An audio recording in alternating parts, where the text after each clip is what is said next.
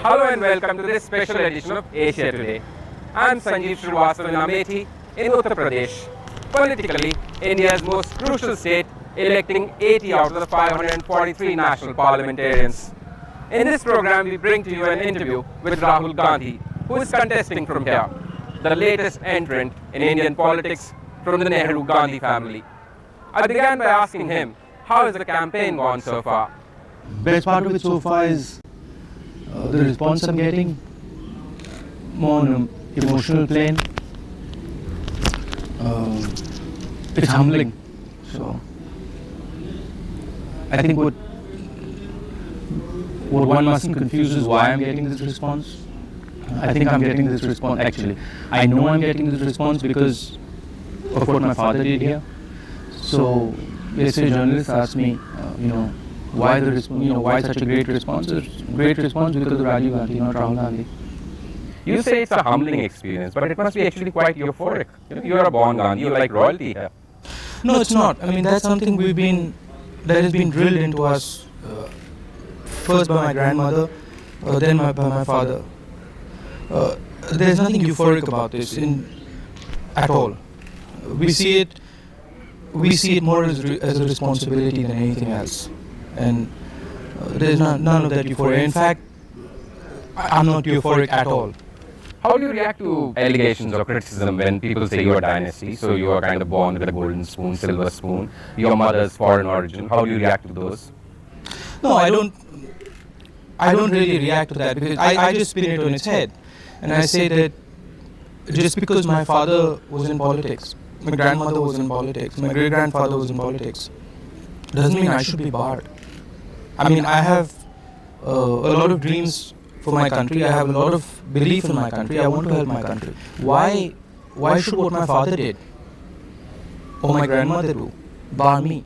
I mean, where I agree with the dynasty thing is if I'm incompetent and I'm useless, the people of India will see that. I mean, there's a certain amount of assumption here that people in India, ignorant. People of India love Indira Gandhi, they love Rajiv Gandhi for a reason. The last name doesn't make them love them. It's what they did. There was so much speculation about whether it will be you or Priyanka, your sister, will be contesting, and now you are the chosen one. So obviously the crown has been placed on your head. No, see, this is wrong. It wasn't the chosen one or decided in favor of you. Rahul and Priyanka have been brought up in a way, the way their father was brought up, their uncle was brought up, the way their grandmother was brought up, the way their great-grandfather was brought up. They've been brought up with one religion in mind, and that religion is India. So it's not that I'm chosen, my sister is not chosen. It is, we believe in this country and we will act for this country. That's it. What always comes through in your interactions with your sister Priyanka is that clearly you both love each other very much. Obviously you're brother sisters. But is she also your best friend? Yeah, so among others, my sister is my best friend, yes. My sister and me have shared a lot. We've been through experiences that I think very few people have been through, very difficult experiences. And throughout all these experiences, we've supported each other, we've helped each other. And we also know that we have to stand together. And we have to stand together, A, because we're brother and sister, but B, because we believe in the same thing. We believe that what is going on in India today, the division of India, along caste lines, along religious lines, is absolutely wrong. We believe in this passionately, and whether it's my sister or it's me, we will fight for this. No questions asked, all the way. Every time I ask Priyanka for anything, she says she'll actually speak to Rahul and then come back. So here's my answer to that. I'll speak to Priyanka, but I will come back to you. But do you think that you may ask her also, or she may decide to come in? She's already in active politics, she's campaigning, but contesting maybe next time or things like that? It's too early. Look, it's not a question of early or not early. The point is this, that from when we were small, we've been brought up with a certain mindset. We've been brought up not to compromise on certain things. We've been brought up to think about certain things in particular ways. Whether my sister is in politics or I'm in politics, whether both of us are in politics, That's not really the question in my mind and in her mind. The question is what we believe in and what we stand for. That's it, And believe me, we can act outside politics and we can act inside politics for these beliefs. And we will. And what are those? I've already said them to you. I mean, fundamental among these beliefs is the fact that we believe in India. We don't believe in one section of India or another section of India. We believe in the dignity of India, in the idea of India, and the intelligence of India. And how do you kind of see Congress party coming up through you? Because, it's Congress definitely a party is national party. It's a number 2 party. But everybody says its fortunes are just going down so rapidly. Okay. And people now, everybody just hopes that you will come and I will this not, magic wand. You see, this is Rahul Gandhi or the Gandhi family is not going to do anything for the Congress. What the Congress stands for in Indian politics and has always stood for is the unifying factor. Okay? What, for example, the BJP stands for, or the RSS stands for, is a divisive ideology.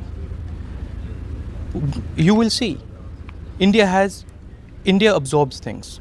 India is not a divisive place. You will see what will happen. There will be a backlash towards this ideology, and it will be a very, very strong backlash. I think you said once that it was the crowds which surged at your father's funeral which actually made you decide in favor of joining politics. No, that's wrong. It's not the day I saw the large crowd of people. No, when after your father's death. Let me elaborate on that. It wasn't a large crowd. There was a crowd. I've seen much larger crowds. It was the sense in the crowd, the feeling in the crowd of loss, of despair, of not knowing what to do next. Everybody runs you down as a dynasty. People say, well, it has to be a Gandhi who will run the Congress party. No. People Look, have been... When I meet people here in Amethi or anywhere else in India, I get a lot. It's not about what people say in the newspapers. It's not about what people say about dynasty. No, it's about when you meet somebody, you shake their hand, they look you in the eye and they say, okay, there's a relationship between us. That is what has driven the Gandhi family. The fact that there are people who believe what you believe. That's it. We don't need, that's what I'm saying. Dynasty and all these things. I mean, Jawaharlal Nehru, the greatest, I think, leader India has ever seen, apart from Mahatma Ji. They talked to him about dynasty. They said he's dynasty. Dynasty and all is fine.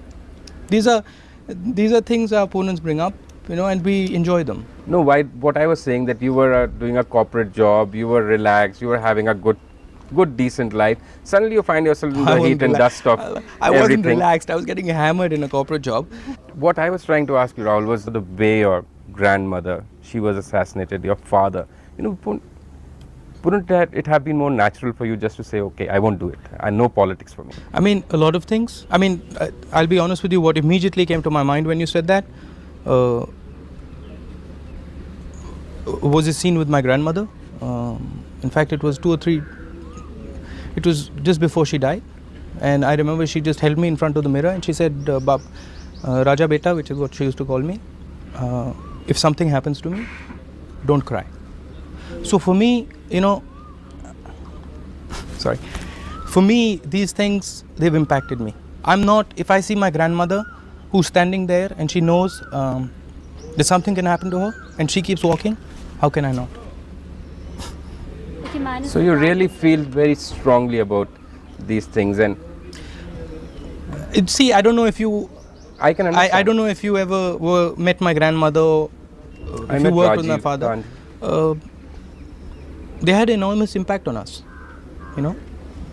It's kind of premature, you're still not married. But let me ask you, when you have children, will you also want them to join politics, carry the Gandhi name? No, it's not that I would expect my children to come into politics.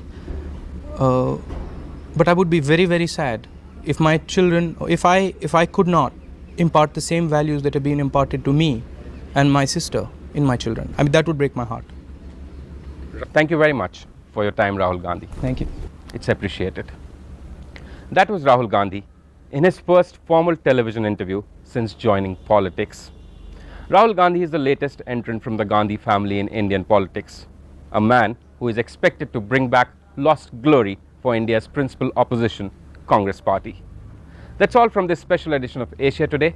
From me, Sanjeev Srivastava in Amethi, Uttar Pradesh, northern India. Bye for now.